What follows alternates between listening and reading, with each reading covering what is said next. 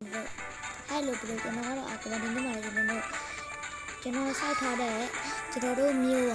ကျွန်တော်တို့မြိတ်မြို့ကပေါ်မီဈေးကိုတက်ပြန်ဖြစ်ပါတယ်ပေါ့နော်ဒ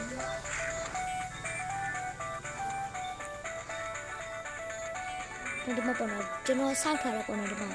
ပေ60လဲဆိုကျွန်တော်မော်ရေးလိုက်တယ်ပေါ့နော်တကယ်တော့3လပေါ့နော်3လပေ60လဲဆိုကျွန်တော်မော်ရေးလိုက်နေတယ်ပေါ့နော်အဲ့ဒါခွဲလို့ပေါ့နော်ဒီမှာတော့ပေါ်မီရက်ကွဲဆိုပြီးဆိုတော့ပေါ့နော်နိုင်မှာလည်းတူဒီမှာကျွန်တော်မော်ထားတဲ့စီးတယ်ပေါ့နော်ကျွန်တော်ပေါ်မီကိုကန်းဖြောဆိုရေးတယ်ပေါ့နော်ဒီမှာတော့ပေါ်မီဈေးပေါ့နော်ဒီမှာတော့မြန်မာဆိုတဲ့ဆိုင်ပေါ်တယ်ပေါ့နော်ဒီမှာတော့ကျွန်တော်တိတ်ဆိုင်ပေါ်လေးဆိုင်ဒီဟာလေးထားတယ်ပေါ့မှာတော့ရှယ်ကောရပေါ့နော်